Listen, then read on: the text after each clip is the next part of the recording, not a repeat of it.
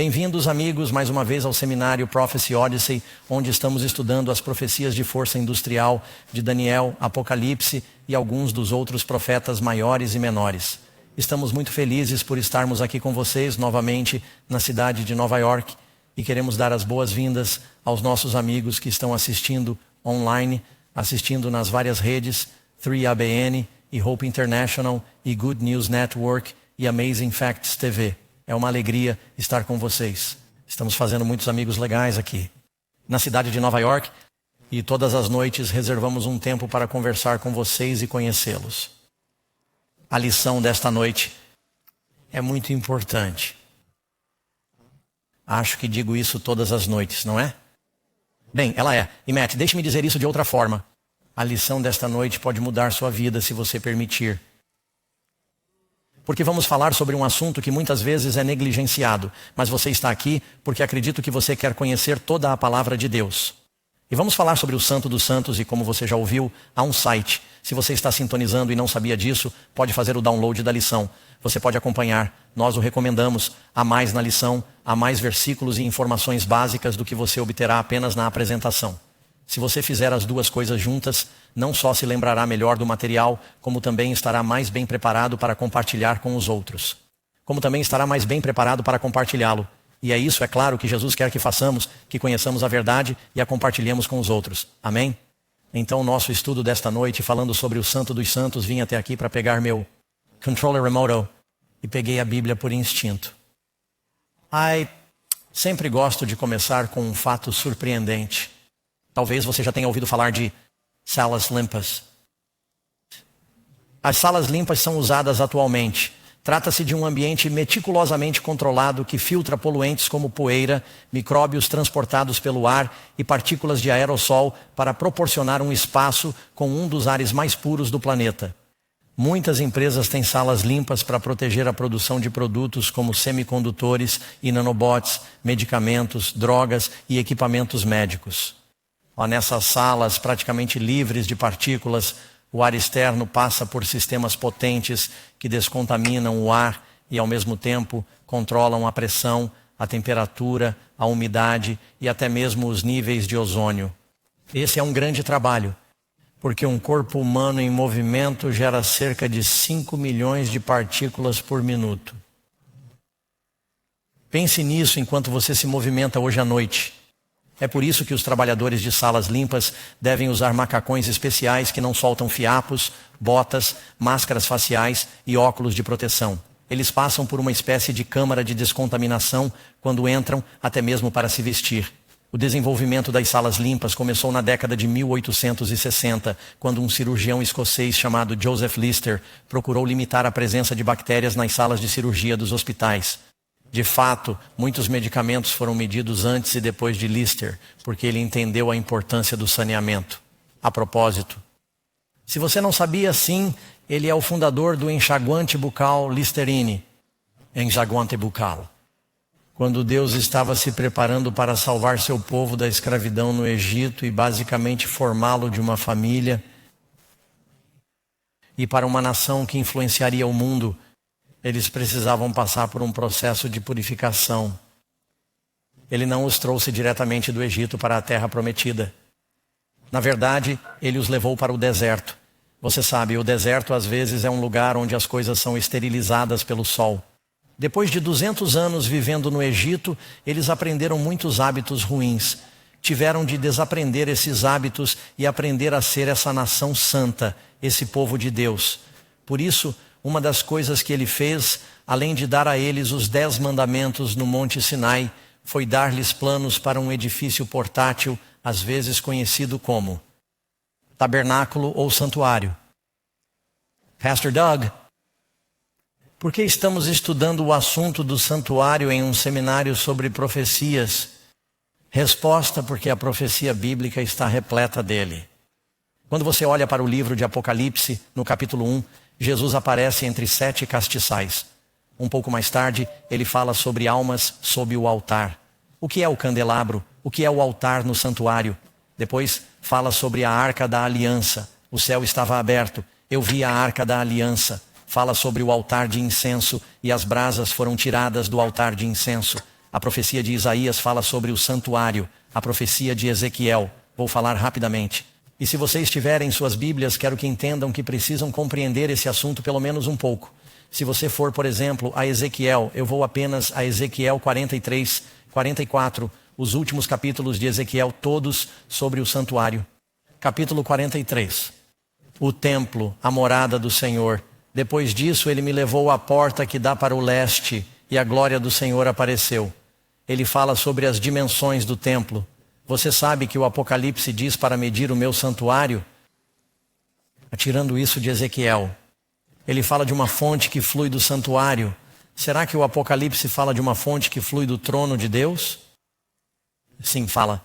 No capítulo 44, ele me levou de volta ao portão externo do santuário.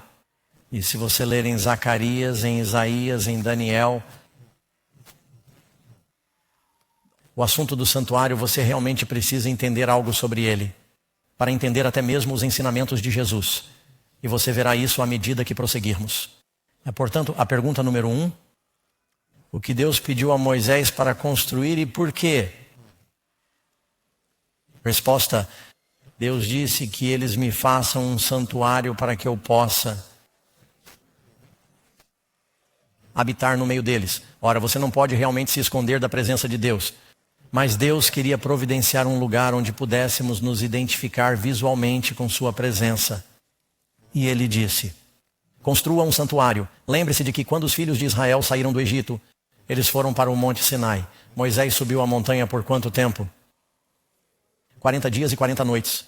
Deus precisou de 40 dias e 40 noites para esculpir os 10 mandamentos, 300 palavras.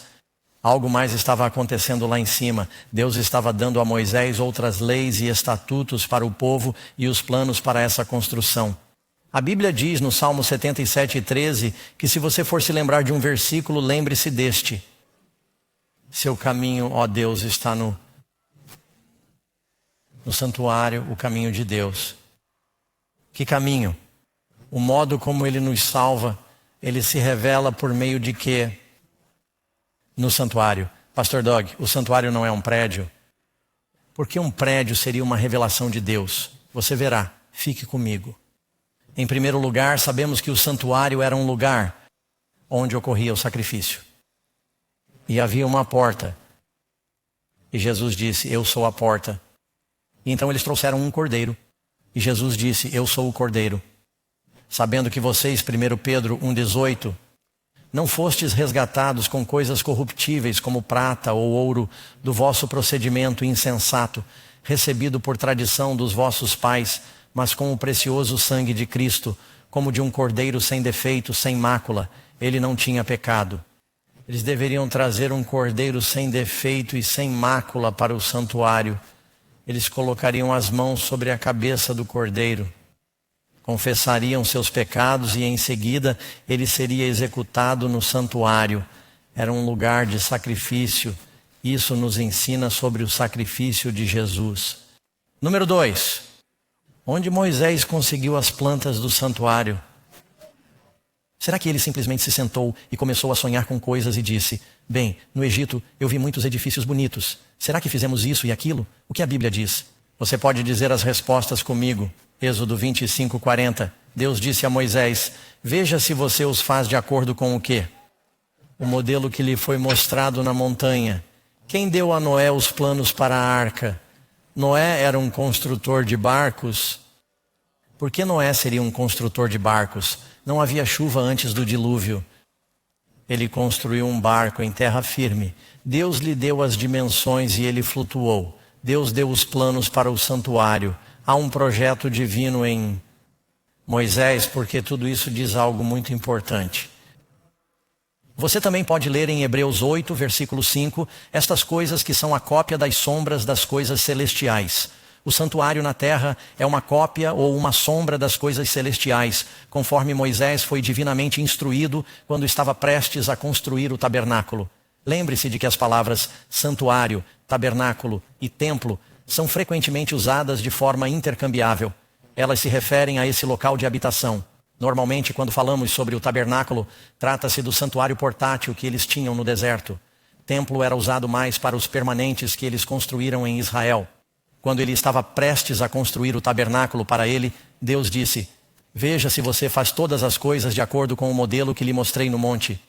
Ora, um modelo é feito segundo um padrão. Quantos de vocês, rapazes, talvez moças, tiveram uma caixa de fósforos na infância? Cara, alguns de vocês foram privados. Quantos de vocês tiveram uma caixa de fósforos? Vamos lá, confessem. Quantos de vocês nunca levantam a mão quando o pastor lhes faz uma pergunta? Vocês sabiam que os carros de caixa de fósforos são projetados com lasers para serem precisamente, acho que é 1/50 do tamanho do original. O santuário que Deus construiu na terra, é claro, não é a verdadeira morada de Deus no céu, mas tem um padrão. Há coisas sobre a morada de Deus no céu e o plano de salvação que aprendemos com isso. Por exemplo, no santuário na terra há anjos de ouro em uma arca. Deus tem anjos de ouro ao seu lado ou anjos de verdade? No santuário havia um véu que tinha anjos entrelaçados no véu. Deus está cercado por uma tapeçaria de anjos ou por uma parede viva de anjos? O santuário na terra, você sabe, pode ter 6 metros de largura. No céu, pode ter 20 quilômetros de largura. Ou seja, é preciso pensar grande. Mas ele queria que entendêssemos algo sobre o plano de salvação. Então, aqui você vê o primeiro tabernáculo, os planos que os israelitas receberam na base do Monte Sinai. Eles costumavam ser capazes de montar e desmontar esse tabernáculo e levá-lo de um lugar para outro. Fizeram isso por 40 anos. E mesmo depois de anos no deserto, até a época do rei Davi, eles ainda estavam operando com esse problema. Ele havia sido consertado com frequência e componentes substituídos. Eles estavam operando com esse tabernáculo portátil. Agora, muito rapidamente, se você fizer uma vista aérea do que havia lá, é muito simples. Há 3 lugares no santuário. Você tem o que eles chamam de pátio. Diga comigo, o que é isso? No pátio você tem o lugar sagrado, lugar santo. E você tem o lugar santíssimo para o santuário interno. Há 3 partes da salvação: justificação, santificação, glorificação. Somos justificados no pátio pelo sacrifício de um cordeiro. Aprendemos a santificação e a santidade no lugar santo. Um dia você e eu estaremos na presença de Deus, habitaremos com Ele e estaremos no Santo dos Santos. Ele está descrevendo essa jornada. Há uma linha reta, uma porta de entrada. Há quantas maneiras de ser salvo? Ou nenhum outro nome foi dado entre os homens pelo qual devamos ser salvos. Jesus é o caminho, a verdade e a vida. Jesus disse: eu sou a porta. Qualquer um que tente passar por cima do muro é um ladrão e um salteador. Só existe uma porta.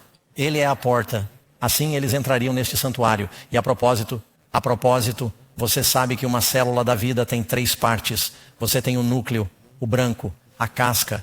E você pode ver todos os tipos de coisas na natureza, na criação de Deus. E o santuário pode estar relacionado a todas essas coisas. Até mesmo com seu corpo, mas agora estou me adiantando. Um pequeno fato surpreendente.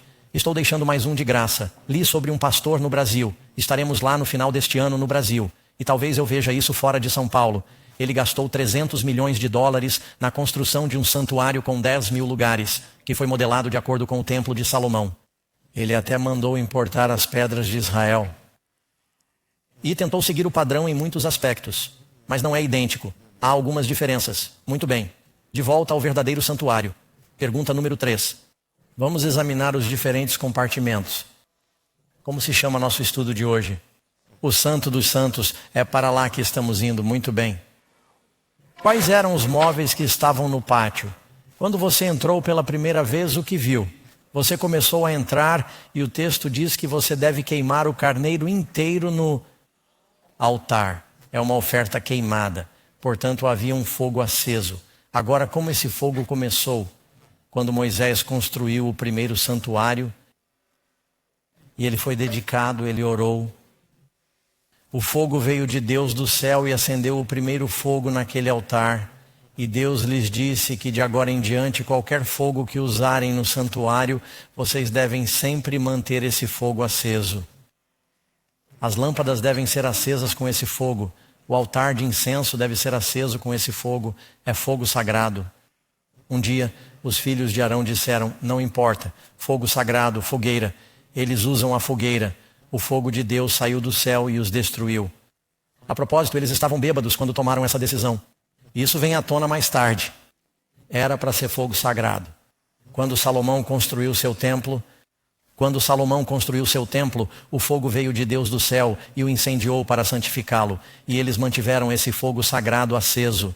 Sabe, em Arlington, eles o chamam de chama eterna. Eles tiram essas ideias do fogo sagrado que havia no antigo templo hebraico. O fogo aceso por Deus. Você nunca o deixa se apagar. Você continua usando esse fogo. A chama olímpica, eles continuam usando o mesmo fogo. Só que agora, acho que eles também o fazem eletricamente. Mas eles devem continuar usando o mesmo fogo para acender as tochas que carregam de um lugar para outro. Mas foi daí que surgiu essa ideia, esse conceito. O altar de holocaustos era onde os animais eram sacrificados. Lugar de sacrifício. Ele representa o sacrifício de Jesus. Estava localizado dentro do pátio. Isso também representava a cruz de Cristo e os sofrimentos de Cristo, quando ele passou pelo fogo dos sofrimentos por você e por mim. O que mais havia no pátio? Êxodo 30, versículo 18. Você também fará uma pia. Essa é uma grande vasilha, um grande pote que continha água, uma pia de bronze. Sua base também será de bronze e você colocará água nela. Portanto, você tem o fogo e a água. O que essa água representa? A pia de bronze, onde os sacerdotes lavavam as mãos e os pés. Essa lavagem representava o batismo. Os filhos de Israel, antes de entrarem no deserto, foram justificados pelo sangue do Cordeiro. Justificação. Deus os salvou do jeito que eles eram. Você vem a Jesus do jeito que você é. Muitas pessoas dizem, ó Senhor, quando eu tiver minha vida limpa, então virei à igreja. E isso é como? É como se você dissesse ao seu filho, você pode se limpar para tomar um banho? Isso não faz o menor sentido, não é mesmo? Não, você não limpa seu comportamento para poder vir a Jesus. Você vem a Jesus do jeito que está e Ele o limpa. Amém. Muitas pessoas ficam longe do Senhor. Elas dizem, sabe, quando eu conseguir resolver alguma coisa, e continuam dizendo, eu vou resolver tudo. E logo estão na igreja, em um caixão. Eles esperam muito tempo para se endireitarem. Você vem a Jesus exatamente como você é. É por isso que se chama justificação. Você vem a Jesus e Ele o trata como se você nunca tivesse pecado. Ele morreu por nós enquanto éramos pecadores. Quando eles estavam no Egito, eles eram escravos do faraó. Eles sacrificaram o cordeiro. O sangue do cordeiro desencadeou a diferença que deu início à jornada para o próximo estágio. Deus não veio até eles e disse, aqui estão os meus 10 mandamentos. Guardem esses mandamentos e eu os salvarei. Ele primeiro disse, aceitem o cordeiro e o sangue do cordeiro e depois os levarei à lei. O que veio primeiro, o cordeiro ou a lei? Somos salvos pela lei ou pelo cordeiro? Somos salvos pelo sangue do Cordeiro. Então, se o amarmos, primeiro mandamento, eu sou o Senhor teu Deus, que te tirei da terra do Egito, da casa da servidão. Não terás outros deuses. Ele está dizendo, fui eu quem o salvou da escravidão. Se vocês me amam, guardem os meus mandamentos. Ele demonstra seu amor por nós em primeiro lugar. Nós o amamos porque ele nos amou primeiro. O Cordeiro, Jesus, vem em primeiro lugar. Depois eles passaram pelo Mar Vermelho, o batismo. E uma coluna de fogo aparece para guiá-los. Na verdade, a coluna de fogo aparece antes de atravessarem o Mar Vermelho, bloqueia os egípcios e ilumina o acampamento deles. Portanto, você tem o altar de fogo e a água. Jesus disse, a menos que você nasça da água e do Espírito. O que é o Espírito? É o fogo. João Batista disse, eu os batizo com água, mas aquele que virá depois de mim os batizará com o Espírito Santo e com fogo. Precisamos desse batismo espiritual. Precisamos desse batismo com água. Os dois estavam lá no pátio do santuário. Você pode dizer amém? Agora vamos entrar no lugar santo. Vamos descobrir o que havia no lugar santo. Quais são os 3 itens de mobília que se encontravam no apartamento seguinte, conhecido como lugar santo? Em primeiro lugar, diz o texto, e eles podem até aparecer aqui na sala. Quem sabe? Você tinha a mesa. Diga comigo. Você a vê na tela. Vocês tinham o quê? A mesa dos pães da proposição. Veja, se você pegar a versão King James, ela diz pão de sapato. Isso me deixou confuso por anos. Eu continuava a chamá-lo de pão de sapato. Era apenas a palavra antiga. Pão da proposição significa que está em exibição. E essa mesa tinha quantos pães? 12 pães representando as 12 tribos. E era substituído a cada sábado e eles o mantinham fresco. E isso representa o pão da vida. e Jesus é o pão da vida. Amém. Cristo disse: eu sou o pão que desceu do céu para salvar os pecados do mundo. Mas Jesus não é apenas o pão da vida. Quando o povo estava com fome, Jesus disse: eu lhe darei pão e você o dará ao povo. Ele disse: dê-lhes algo para comer. Devemos compartilhar o pão da vida com os outros também. Portanto, o santuário não está apenas nos mostrando Jesus. Ele está nos mostrando o que devemos fazer ao modelar Cristo. Está bem? Então, o que vem a seguir? Temos a mesa do pão com sapato. E novamente já mencionei isso. Ela simboliza Jesus, que é o pão da vida. Eu disse que o homem não vive só de pão, mas de quê? De toda a palavra. E Cristo é a palavra feita carne. A próxima coisa que você vê no santuário, se for para a parede oposta, é uma vela. E isso às vezes é chamado de menorá. Era o candelabro que tinha 7 lâmpadas. E vamos ler isso. Quando você colocar as lâmpadas em ordem, as 7 lâmpadas iluminarão a frente do candelabro. Candelabro. E isso era para iluminar o templo. E eles deveriam usar o fogo sagrado do altar para acender a lâmpada. E quem é a luz do mundo? Jesus é a luz do mundo. E como esse candelabro era mantido aceso? Eles usavam óleo, o óleo nas lâmpadas. Do que esse óleo é um símbolo? É o Espírito Santo. E se você quiser que sua luz brilhe, você precisa do Espírito Santo. Amém. Cristo foi chamado de ungido. Ele foi batizado com o Espírito Santo. E você e eu. Jesus não apenas disse: eu sou a luz do mundo. Você sabe o que mais ele diz em Mateus capítulo 5? Você é a luz do mundo. Nós refletimos sua luz. Amém. Assim como a lua não tem luz própria, mas reflete a luz do sol. Aquele candelabro de 7 ramos era a luz. Ele também representa Cristo. A próxima coisa que você vê diz que você fará o quê? Um altar para queimar. Está vendo as respostas na tela? Oh, não, você está olhando para uma imagem na tela. Temos que lhe dar as respostas também. Você fará um altar para queimar. Incenso. Esse era chamado de altar de incenso. É a próxima peça de mobília que você verá. Nesse altar, eles pegavam um belo incenso. Eles o colocavam sobre as brasas. Novamente, todo o fogo vinha do fogo sagrado. Os vapores passavam por cima do véu para a presença de Deus. E isso representava os méritos de Cristo. O sangue de Cristo que torna nossas orações aceitáveis. Em nome de quem oramos? É em nome de Jesus. E é o Espírito Santo que intercede em nosso favor e torna nossas orações belas. O Espírito de Cristo, portanto, esse era o altar de incenso. Tudo isso nos fala de Jesus. Amém. E assim, e você pode ler sobre isso em Apocalipse capítulo 5, 8. Você também encontrará o altar de incenso lá. Número 5, que artigo especial. Estava no lugar santíssimo, o santuário interno, às vezes conhecido como o Santo dos Santos. Há uma coisa lá. Deuteronômio, capítulo 10. Primeiro vamos colocar a escritura na tela para que vocês possam dizer as respostas comigo. Vocês estão me ajudando a ensinar as pessoas em casa que estão assistindo, dando-lhes as respostas. Ele escreveu nas tábuas, de acordo com o primeiro mandamento, o quê? Os 10. Os 10 mandamentos, e eles foram colocados em uma linda caixa dourada. Certo, agora temos esse móvel. Peça de mobília que estava no interior. É a Arca da Aliança. Amém. E o que havia em cima dessa bela arca? Os querubins. Quando Isaías foi visualizado, ele disse em Isaías capítulo 6, eu vi o Senhor em seu trono. Ele é ladeado por esses serafins. Serafins, querubins, são anjos de Deus. E eles clamam, santo, santo, santo é o Senhor dos exércitos. E o topo da arca era chamado, quem sabe? Propiciatório. Porque a glória shequina de Deus apareceria bem entre esses 2 querubins. E era ali que Moisés comungava. Havia essa glória flamejante que não podia nem mesmo ser contemplada, representando a presença de Deus. Agora, as pessoas gostariam de encontrar essa caixa de ouro. E vamos receber uma pergunta. Alguém vai perguntar, anote. Tentaremos respondê-la amanhã. Onde está a Arca da Aliança hoje? Alguém se lembrará disso. E vamos tentar anotar a resposta. Por que esse era considerado o tesouro mais importante do mundo? Era a caixa de ouro ou as pedras na caixa? Quantos de vocês pensariam que seria muito legal se descobrissem a Arca da Aliança? Você está certo. Isso o entusiasmaria? Porque isso o entusiasmaria. porque é uma grande peça de arquitetura, seria uma evidência. Mas o que havia na arca? Os 10 mandamentos. Quantos de vocês gostariam de descobrir os 10 mandamentos? Quantos têm uma Bíblia? Você pode descobrir isso agora mesmo.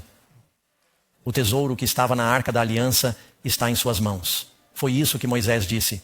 Não está muito longe de vocês para que se dirijam aos céus e digam: quem a fará descer? Ou quem irá às profundezas da terra e a fará subir? A palavra está muito perto de você. De fato, ela está em sua boca. Você e eu temos o tesouro da arca da aliança, mas você o escondeu no Santo dos Santos?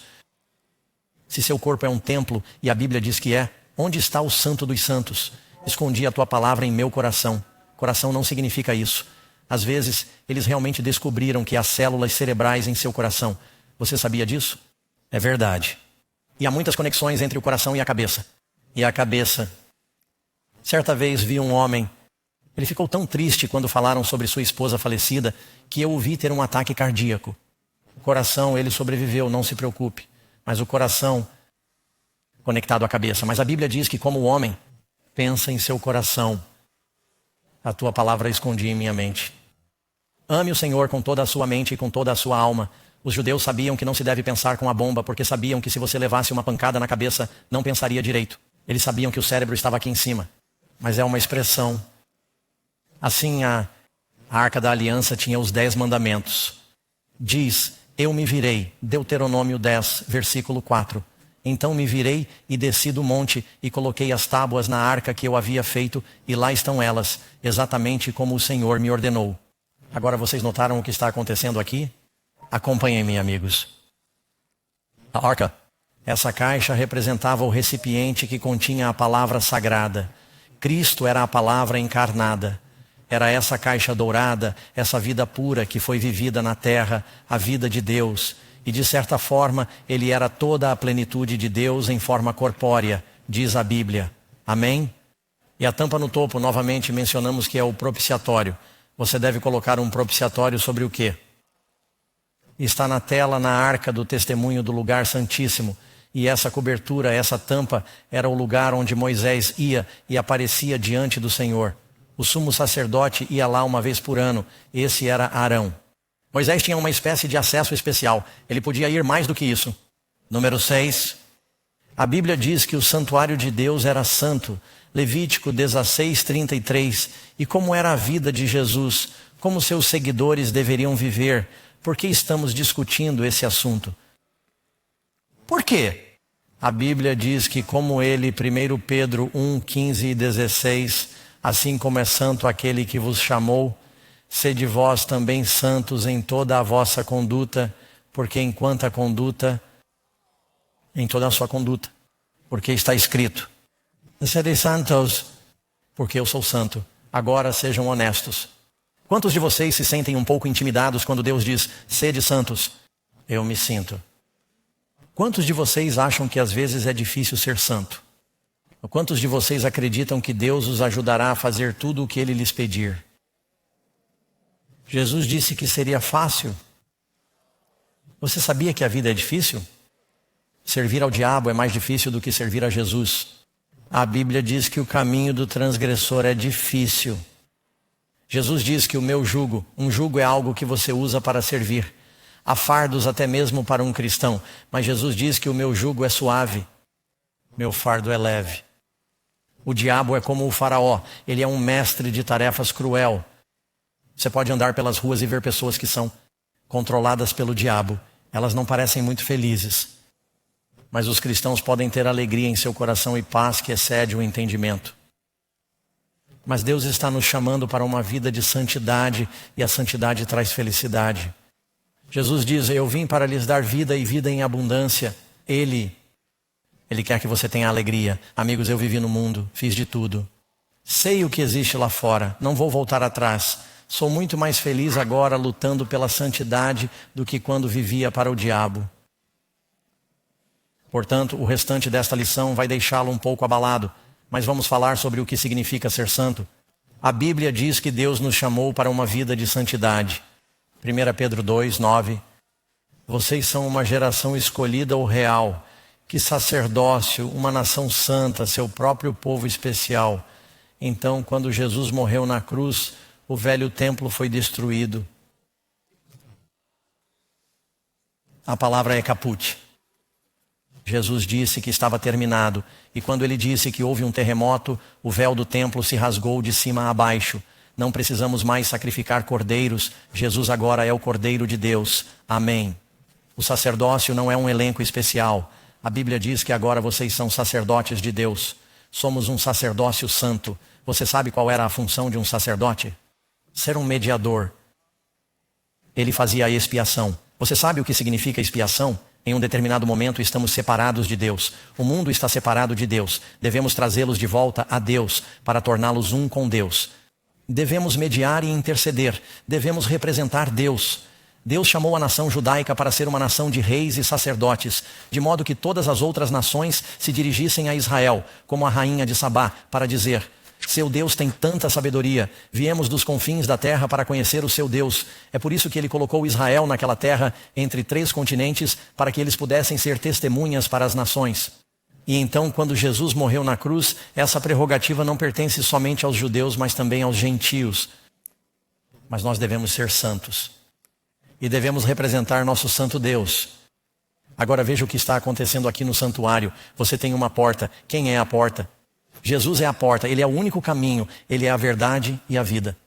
E então eles sacrificavam o cordeiro, traziam o sangue e o colocavam nas pontas do altar. E esse altar com o fogo representa a cruz, o sacrifício, os sofrimentos. Jesus então vai para a pia. Cristo foi batizado cheio do Espírito Santo. Nós somos batizados. Também aceitamos o sangue de Cristo. Somos lavados por meio do batismo. Então você entra no lugar santo. E no lugar santo, quantas coisas havia lá? O pão, a luz, o altar de incenso. Essas são as 3 disciplinas da vida cristã. Devemos nos alimentar do pão da vida, ler nossas Bíblias. O altar de incenso é a oração. Devemos orar. E a luz, devemos deixar nossa luz brilhar e ser testemunhas. Se você fizer essas 3 coisas, não voltará atrás. Se você ler sua Bíblia todos os dias, não precisa lê-la o dia inteiro. Se você ler até mesmo 5 minutos por dia. Se você disser 5 minutos por dia, vou orar. Agora, acho que deveriam fazer mais, mas comecem com 5, porque alguns de vocês não estão fazendo nada. Certo? Não quero assustá-los dizendo para orarem por 1 hora. 5, 10 minutos por dia, converse com o Senhor, abra seu coração, peça-lhe forças. Leia sua Bíblia. Não precisa ler tudo. Eu leio minha Bíblia todos os dias. Eu oro todos os dias. E oro todos os dias para que Deus me ajude a deixar minha luz brilhar. Se você fizer essas coisas, então você poderá entrar no 3º apartamento. Jesus virá e você viverá na presença de Deus. E você experimentará a glorificação e um novo corpo. Você e eu somos chamados de nação de sacerdotes. O santuário inteiro está nos contando o plano de salvação. Está vendo isso? Está certo. Acho que tenho você comigo agora, mas posso perdê-lo. O que era um princípio orientador para as roupas que os sacerdotes de Deus usariam? Agora estamos falando de santidade. Vamos entrar no âmago da questão e em algumas coisas práticas. E o que isso significa hoje, no ano do Êxodo. E na época dessa gravação, espero que ela seja transmitida por muitos anos. Capítulo de Êxodo do livro de Êxodo. Os sacerdotes tinham vestimentas especiais. Isso não significa que precisamos usar as roupas especiais dos sacerdotes. Mas observe o que está escrito. Você fará para eles calças de linho para cobrir o quê? Sua nudez. E elas se estenderão da cintura até as coxas. Nem subirão por degraus ao meu altar. Deus disse, sabe, muitos dos antigos, você já viu as pirâmides do Egito? Muitas das pirâmides do Egito e da América Central eram íngremes e ao subir os degraus era possível ver o vestido. E ele disse, você não subirá os degraus do meu altar para não expor sua nudez. Deus se importa com o recato. Os cristãos devem ser modestos. O que a Bíblia diz é um princípio orientador, que queremos representar o Senhor. E isso se refere às roupas que usamos. Deus não quer que nos vistamos de serapilheira. Mas a roupa de um cristão não deve ser extravagante. E deve haver modéstia no que vestimos. Não devemos nos vestir com o propósito de atrair ou destacar nossa sexualidade. Agora sei que muitas senhoras neste momento começaram a olhar para o relógio. Porque sabe de uma coisa? A publicidade, tudo o que você vê na publicidade, sempre tem mulheres na capa. E dizem que você pode parecer mais sexy. É quase como se estivéssemos sendo bombardeados com essa imagem. Mas o que Jesus disse? Se um homem olhar para uma mulher e cobiçar em seu coração, poderá cometer adultério em seu coração. Essas palavras são de Jesus. Então, se um homem ou uma mulher se veste especificamente com o objetivo de tentar despertar sexualmente outra pessoa, é isso que Deus quer que façamos? Você não ouve sermões como esse com muita frequência, não é mesmo? Mas é isso que a Bíblia diz? Sei que há algumas pessoas por aí que são pervertidas. Não importa o que você pense, não importa o que você vista, eles vão pensar errado. Então você sabe, você pode levar isso longe demais. Deus não está dizendo que você deve se vestir com uma burca. Vocês estão todos comigo? Entenderam? Karen e eu estivemos no Oriente Médio no início deste ano e vimos as meninas indo para a piscina e elas usavam burca. E você vai se afogar assim. Não é nada prático. E eu não quis ser indelicado, mas espero que você entenda, sabe? Use o bom senso no que você veste. A Bíblia diz, Paulo no Novo Testamento diz, seja um exemplo para os crentes em palavras, conduta, amor e espírito, em fé e pureza. A Bíblia desencoraja os crentes a usarem joias e roupas extravagantes. Da mesma forma, 1 Timóteo 2:9, que as mulheres e os homens se adornem com modéstia. Que tipo de roupa? Roupas modestas, não com tranças. A palavra trançado aqui não significa uma trança. Não há nada de errado nisso. Elas costumavam trançar correntes de ouro em seus cabelos. Eles estão falando especificamente sobre isso. Não com tranças ou cabelos trançados, ou ouro, ou pérolas, ou roupas caras. Mas aquilo que se torna justiça, boas obras. Deus tinha ouro no templo. O ouro estava do lado de fora ou do lado de dentro? Está no interior. Deus quer que tenhamos o ouro por dentro. 1 Pedro 3:3. Não se deixem adornar apenas por fora, arrumando o cabelo, usando ouro ou vestindo roupas finas. Os cristãos devem se vestir com bom gosto e limpeza. Mas antes, que seja a pessoa oculta do coração com uma beleza incorruptível de um espírito manso e tranquilo, que é muito precioso aos olhos de Deus. É preciso que seja o adorno interior. Não sei se muitos de vocês se lembram de que, há alguns anos, muitos televangelistas tiveram problemas com imoralidade. Na verdade, isso está acontecendo novamente. Eles estavam vivendo uma vida por fora e uma outra vida em particular. E você sabe, eles começaram a ridicularizar suas roupas caras. Diziam a todos que mandassem dinheiro para seus ministérios. E alguém escreveu uma música que dizia, Jesus usaria um Rolex? Algum de vocês se lembra disso? E eles começaram a zombar dos... Os cristãos se vestiam de forma extravagante e eram extravagantes. Não queremos viver assim. Amém. Queremos ter certeza de que estamos representando Jesus no que vestimos e nos vestimos com simplicidade. Naquele dia o Senhor nos tirará. Isso está no capítulo 3 de Isaías, falando sobre as filhas de Israel que eram orgulhosas e arrogantes. Leia você mesmo. Naquele dia, o Senhor tirará os enfeites das tornozeleiras, dos pingentes, das pulseiras, dos véus, dos cocares, dos enfeites para as pernas, das faixas para a cabeça, dos perfumes, dos amuletos, dos anéis e das joias para o nariz. E você sabia que quando Deus o criou, Ele o criou perfeitamente com o número certo de orifícios em seu corpo. Você sabia disso? Sabia que quando um homem estava possuído por demônios, ele se perfurava. Quando os profetas de Baal queriam chamar a atenção de seu Deus, eles pulavam no altar. Eles começavam a se furar. Seu corpo é o templo do Espírito Santo.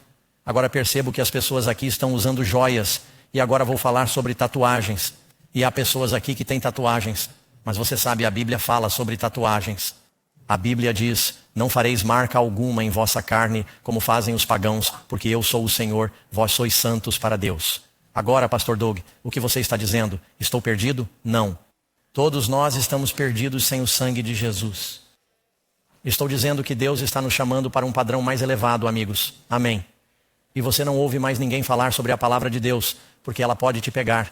Isso o torna muito impopular se você pregar a verdade. Mas a Bíblia diz que não devemos nos encher de buracos, tatuagens e joias, como se isso fosse nos tornar mais valiosos de alguma forma. Você é precioso porque o Filho de Deus morreu por você. não por causa do seu ouro e da sua prata, não por causa da forma como você faz propaganda do seu corpo. Seu corpo é um templo de Deus. Somos uma nação de reis e sacerdotes. Que regra de bom senso Deus estabeleceu para que sacerdotes, reis e profetas mantivessem uma conduta santa? Ouça isto, Levítico 10, 9. Não bebas vinho nem bebida inebriante, nem tu nem teus filhos contigo, quando entrares na tenda da congregação, para que não morras. Isso será um estatuto perpétuo em suas gerações. Isso foi dito depois que os filhos de Arão entraram embriagados e ofereceram fogo estranho. Desceu fogo do céu, da parte de Deus, e os devorou. O que a Bíblia diz, já que somos uma nação de reis e sacerdotes: não é lícito aos reis beberem vinho, nem aos príncipes bebidas inebriantes, para que não bebam e se esqueçam da lei e pervertam a justiça para com todos os aflitos. O consumo de álcool aumenta sua percepção e seu QI, ou inibe seus reflexos e seu pensamento? Quando o rei Davi quis que Urias fosse contra sua consciência, ora, Davi nunca deveria ter feito isso, ele tentou embebedá-lo. Você sabe quantos homens tentaram embebedar as mulheres para que pudessem se aproveitar delas? E elas iriam, e talvez vice-versa, eu não sei. As mulheres também podem tentar embebedar os homens. E isso funcionou nos dois sentidos. Não estou tentando ser, sabe, injusto nisso. Mas acho que todos nós sabemos. E essa era a droga preferida nos tempos bíblicos, mas há muitas outras drogas hoje em dia, certo? Deveríamos estar usando essas coisas, ou Deus quer que tenhamos nossos sentidos? Há toda uma geração que o diabo controlou porque suas mentes estão tão confusas com o álcool e as drogas. Deus queria que João Batista fosse cheio do Espírito Santo. Qual foi a instrução que lhe foi dada? Porque ele, João Batista, não beberá vinho nem bebida forte. Por quê? Ele será cheio de quê? Do Espírito Santo. Andando pela rua esta semana, vi uma placa na frente de uma loja: cerveja, vinho e destilados. Não era o Espírito Santo, é um espírito diferente. As pessoas começam a beber álcool e adquirem um espírito diferente. Vou lhe dar alguns fatos rápidos. Estes são os fatos. Mais da metade das pessoas que estão presas atualmente estão presas por causa de crimes cometidos sob a influência do álcool. Em mais da metade dos casos de violência doméstica, o álcool está envolvido.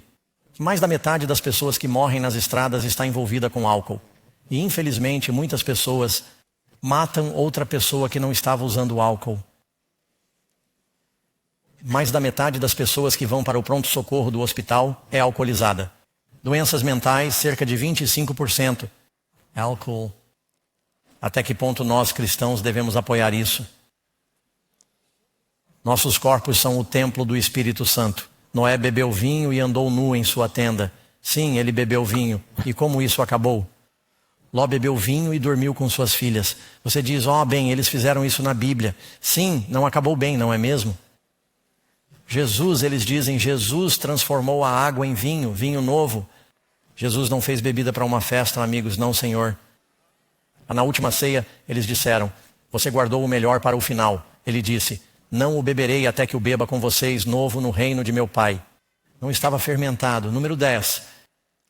Deus fez alguma distinção com relação aos animais que seu povo poderia sacrificar e comer? Estamos falando do templo. Eles podiam levar um gambá para o templo e oferecer um gambá ao Senhor? Poderiam trazer um urubu? Poderiam trazer um porco? Seu corpo é o templo do Espírito Santo. Você sabia que a diferença entre animais limpos e impuros não era apenas para os judeus? O que a Bíblia diz? Gênesis 8, versículo 20. Noé construiu um altar para o Senhor e tirou de cada um deles que tipo de animal? Animais limpos e de todo tipo de ave. Pássaro limpo, e ofereceu um holocausto. Isso foi depois do dilúvio. Agora, se ele tivesse tomado apenas 2 deles, eles teriam sido extintos. Mas ele tomou os animais limpos por 7. E os animais impuros 2. Se Deus achasse que não havia problema em comer porcos, eles estariam extintos agora, porque teriam levado costeletas na arca e teriam desaparecido. Certo? Mas eles só comiam os animais limpos. Você sabia que isso não era uma lei? Quantos de vocês são parentes de Noé? Alguns de vocês não têm parentesco com Noé.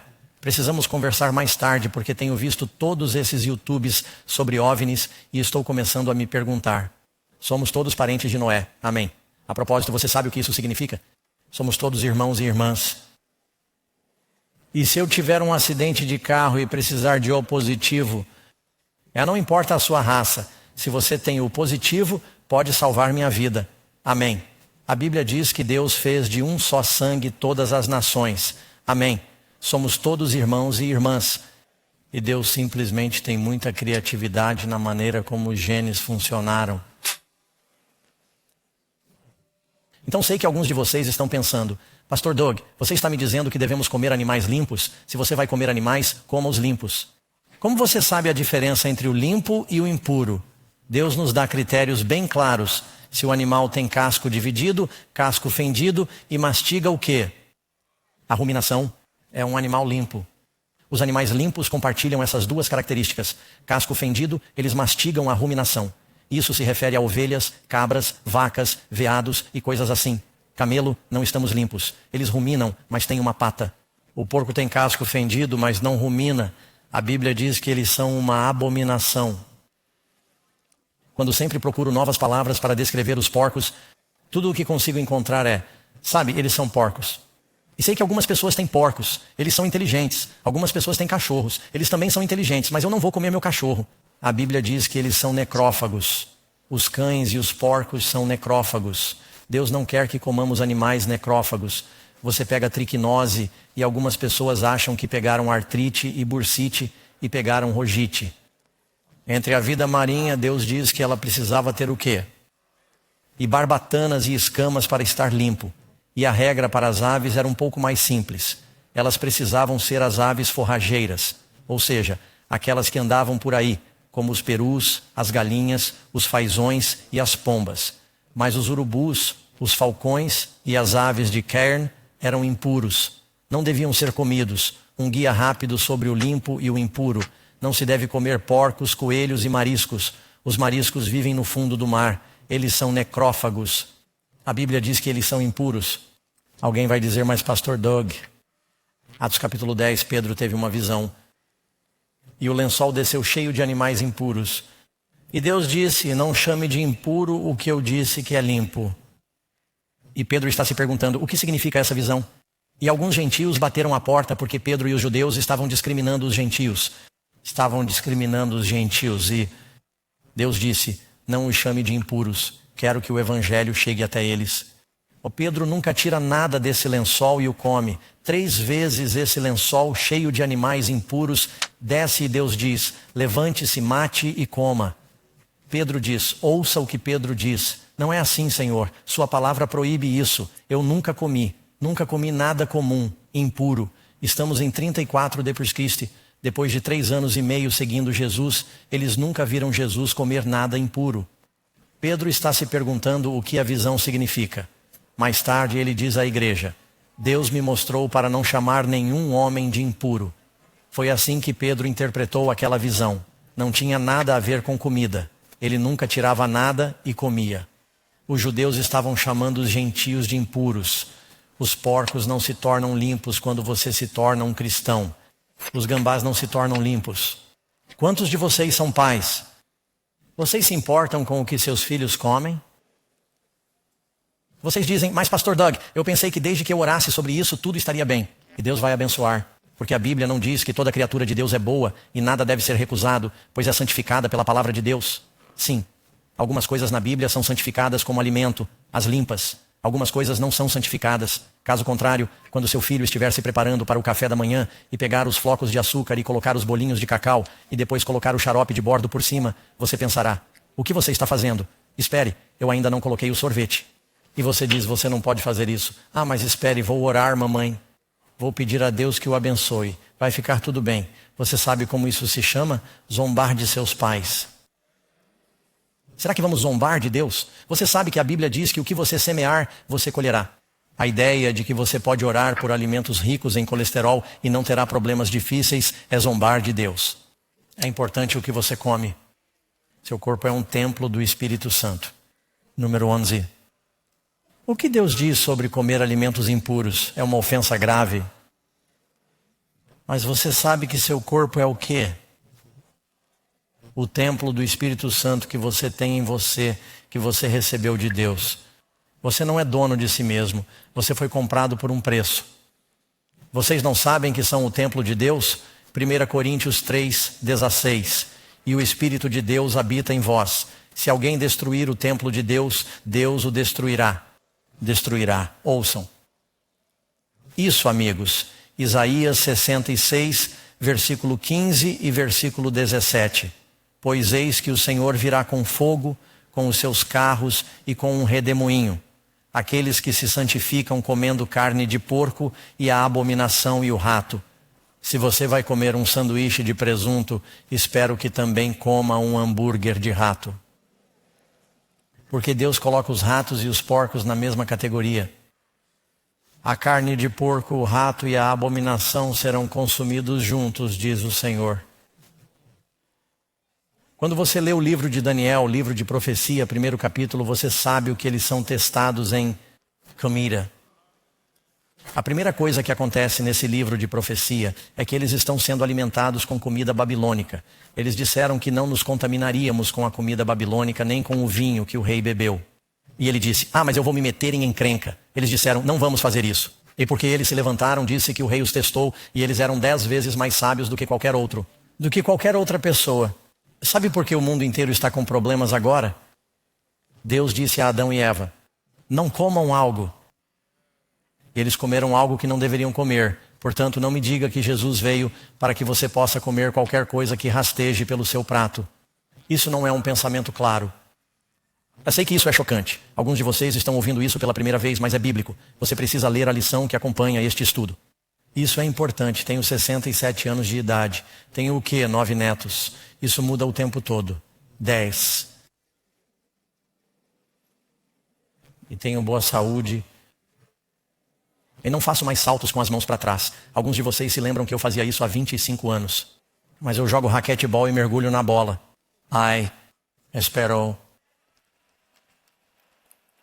Para os dois lados.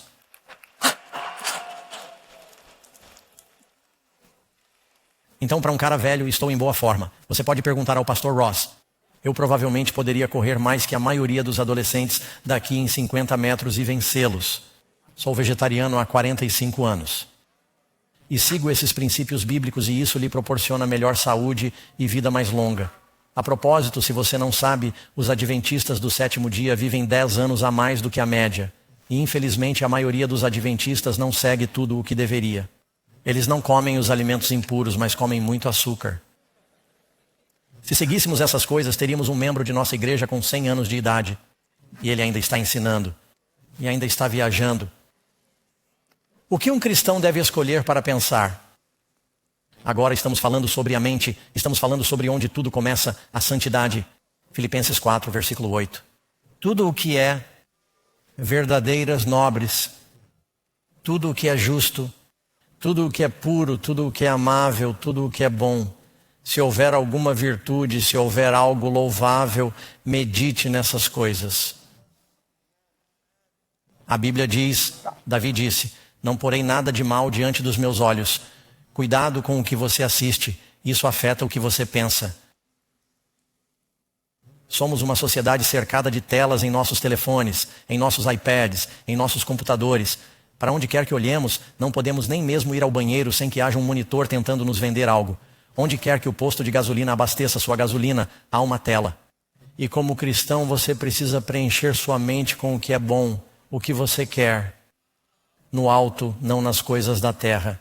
Jesus nos disse que o pecado se origina na mente. Deus quer sua mente, Ele quer seu coração. No mundo dos dias de Noé, os pensamentos de seus corações eram continuamente maus. Jesus disse que seria assim nos últimos dias, porque as pessoas estavam enchendo suas mentes e seus corpos com coisas erradas.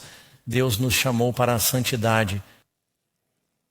Quantos de vocês querem dizer, Senhor, por sua graça, quero fazer algumas mudanças em minha vida? Vou convidar John para sair.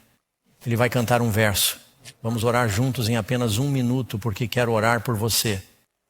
A Bíblia diz que você é um santuário. Pergunta número 13. O que a Bíblia diz sobre o comportamento mundano?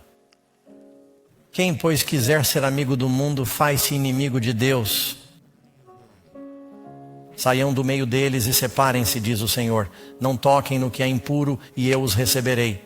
Ele está nos chamando para uma vida de santidade. Quantos desejam essa vida? Amém.